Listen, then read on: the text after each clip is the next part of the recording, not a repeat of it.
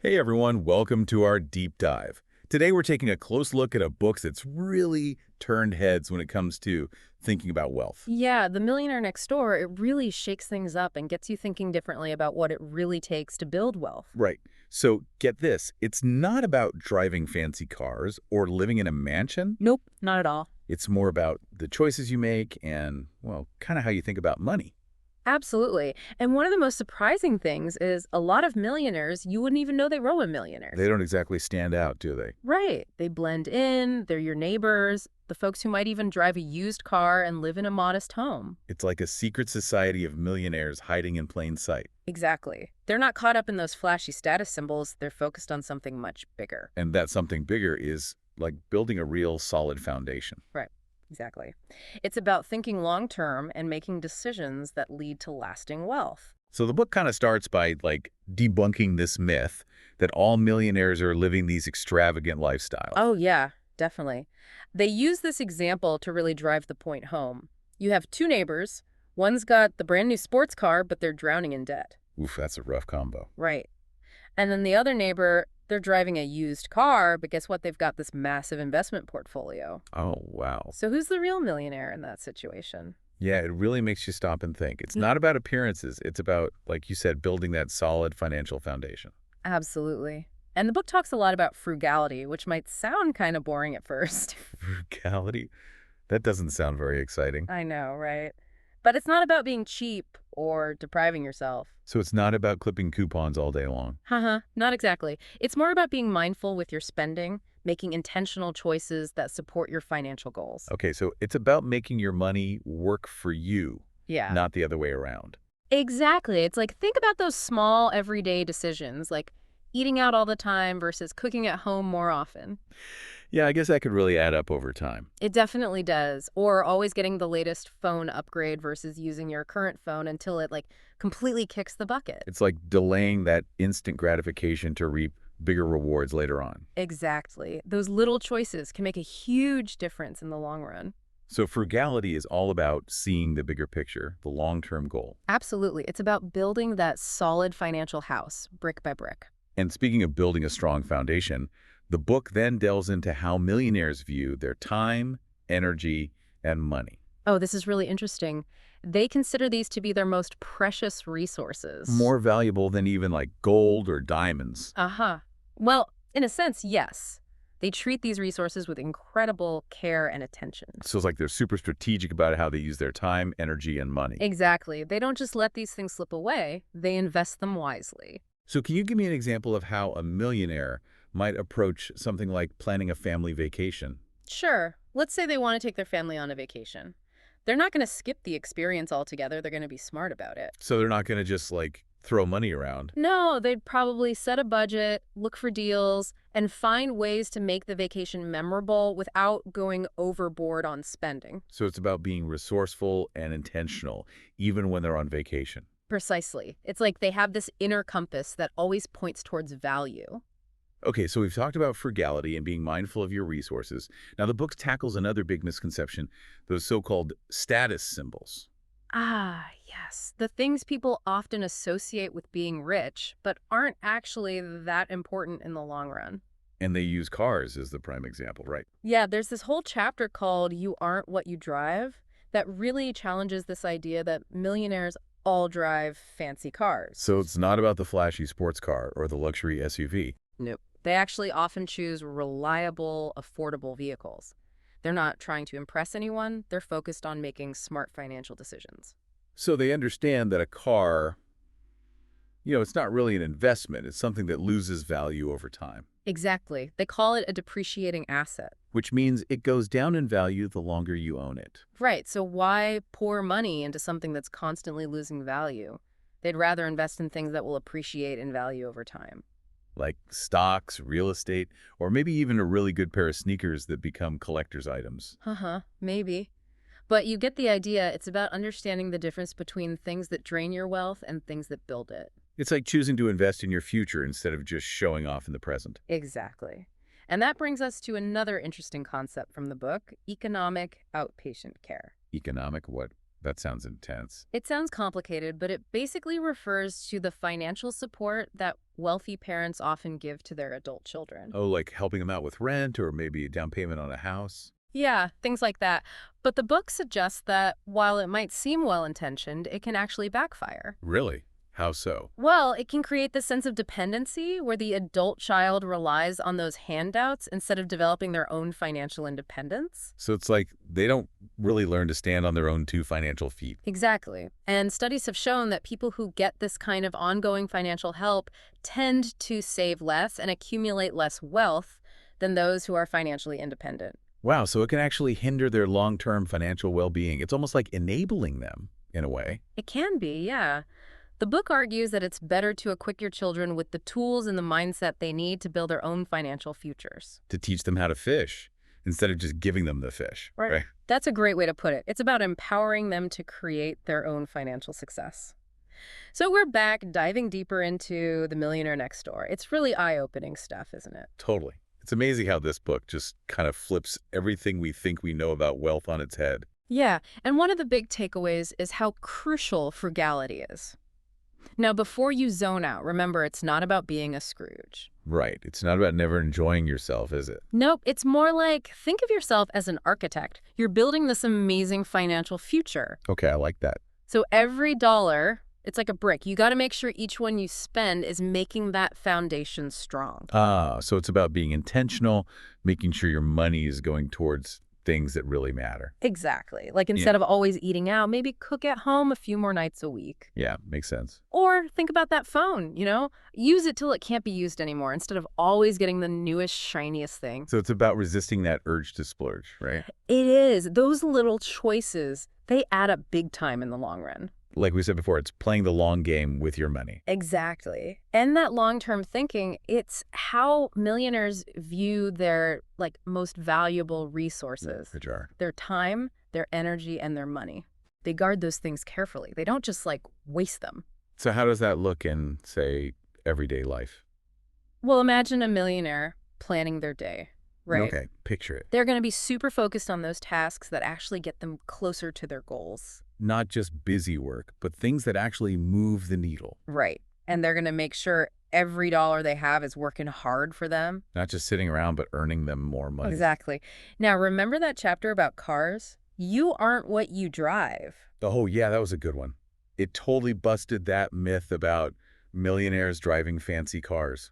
So many people think that's what wealth looks like, but millionaires, they often choose cars that are practical, reliable. Not flashy, just get the job done. Right. They see a car as a tool, not a status symbol. It's like they're saying, hey, I'm not defined by my car. Yeah, and they understand a car's value goes down over time. Yeah, it's a depreciating asset.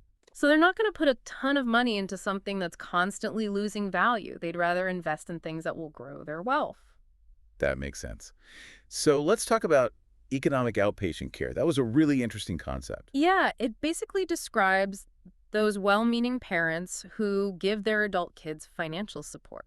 Like helping them out with a down payment or something. But the book, it argues that this can actually do more harm than good. Really? Why is that? Well, it can make the kids too dependent, prevent them from becoming financially independent. So instead of helping them fly, it keeps them grounded. Yeah, kind of. They don't develop those crucial money skills because they always have that safety net. So the book's saying it's better to teach them how to be financially savvy themselves. Right. Give them the knowledge and the skills to manage their own money. So instead of handing them a fish, teach them how to fish. Exactly. Empower them to create their own financial futures. No, that's what I call true wealth. And it leads nicely into the next chapter, affirmative action, family style. What's that all about? Well, it's about the impact that families have on their kids' financial habits. So that makes sense. Like how your parents handle money can influence you, even as an adult. It's huge. The book contrasts families where money's like this taboo subject never discussed openly. Yeah, like we don't talk about money in this house. Right. Versus families where they talk about budgeting, saving, investing, all that. It's almost like those kids get a head start in financial literacy. They do. They're more likely to make smart decisions about money because they understand it better. Whereas the kids who never had those conversations, they might struggle more. Yeah, it's like they're missing that financial foundation. So the book's saying Parents need to be proactive in teaching their kids about money. Absolutely. It doesn't have to be complicated. Even simple things like involving them in budgeting can make a difference. Yeah, like giving them an allowance and letting them decide how to spend it. Exactly. Teach them about saving, maybe even investing. Set a good example with your own financial habits. It's all about creating a culture of financial literacy within the family. So, The Millionaire Next Door has covered frugality, being smart about your resources, debunking those status symbols, and the potential pitfalls of those financial handouts. What else is there? Well, it challenges us to think outside that traditional career path and find our niche. So like finding that sweet spot where your skills and passions meet. That's it. And where there's a need in the market. So you're not just making money, you're also doing something you love. Right. And the book, it gives examples like maybe you love crafts, so you start an online business selling handmade goods. Or maybe you're tech savvy, you offer consulting services. It's all about leveraging your unique talents to build a fulfilling career. It's like wealth creation isn't limited to climbing the corporate ladder. Not at all. It's about finding your own way, your own niche. Okay, that's inspiring. So speaking of the millionaire mindset, they seem to be really good at managing their time too. Time is precious, right? Millionaires, they understand that. They're incredibly intentional with how they spend it. So they don't just let it slip away. Nope. They prioritize tasks that actually move them closer to their goals. And they're not afraid to say no to things that don't align with their priorities. Exactly. Every yes is a no to something else. So they choose wisely. Always. Now, millionaires, they're not afraid of risks either. They're not just sitting on a pile of cash, scared to do anything with it. No, they're willing to take calculated risks. So not like gambling, but more like making informed decisions after doing their research. Right. They weigh the pros and cons, they think strategically. And they're not afraid to fail, right? Exactly. They see failure as an opportunity to learn and grow. So it's about having that resilience, bouncing back from setbacks. Absolutely. And they usually have a strong network of support too. Like mentors, advisors, people who can offer guidance. They understand the value of collaboration, getting advice from those who've been there. It's like, hey, I don't have to figure everything out on my own. Right. Now, the final chapter, jobs, millionaires versus heirs. It's fascinating how it compares people who build their own wealth with those who inherit it. It really does. And, inheriting wealth, it doesn't always come with that financial know-how. So you might have all this money, but not the skills to manage it wisely. Right.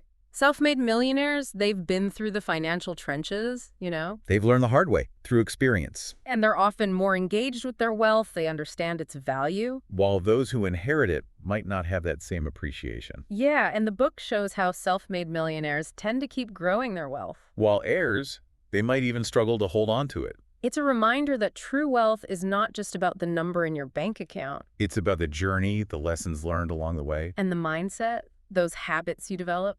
So The Millionaire Next Door has given us so much to think about. It really has. It's packed with insights that anyone can use. Yeah, it doesn't matter where you are in your financial journey, there's something here for everyone. It's a reminder that building wealth is about making smart choices, developing good habits. And having that long-term vision. And it's a journey that's absolutely worth taking. Because the rewards, they go beyond just the money. It's about financial freedom, security, peace of mind. And having the resources to live a life you love. So stay tuned for the final part of our deep dive, where we'll wrap it all up and talk about some key takeaways you can actually put into practice. Welcome back. We're wrapping up our deep dive into The Millionaire Next Door. It's been a wild ride. So many, eye-opening moments about what it actually takes to build wealth. Yeah, this book really throws out all those preconceived notions we have about millionaires. It's not about the bling and the fancy stuff. No, it's about being smart with your money, making those choices that build a solid foundation. Absolutely. And, one of the things that keeps coming up is this idea that it's a marathon, not a sprint. It takes time and consistency. You're not going to get rich overnight.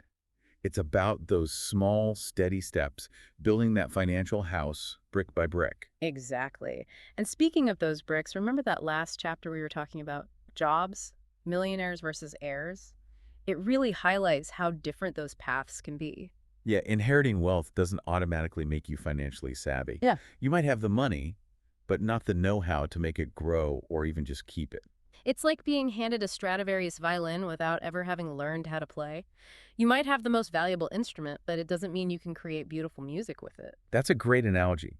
So the book talks about how self-made millionaires, they often have this deeper understanding of money because they've built it themselves. Right. They've been in the trenches, faced those challenges, and learned through experience. They've developed those financial muscles, you could say. They've earned their financial black belt. While those who inherit wealth, it might not come as naturally to them. Yeah, it can be a real struggle to manage something you didn't build yourself. And the book, it actually presents some pretty interesting data to back this up. Statistically, self-made millionaires are more likely to keep growing their wealth. Whereas those who inherit it might not have that same drive or even the skills to keep it from dwindling. Exactly. It's not just about having the money, it's about having the mindset, the knowledge, the habits to manage it well. So as we wrap up this deep dive, what are some of the biggest takeaways from The Millionaire Next Door that our listener can apply to their own life? Well, first of all, it's about recognizing that building wealth isn't about luck.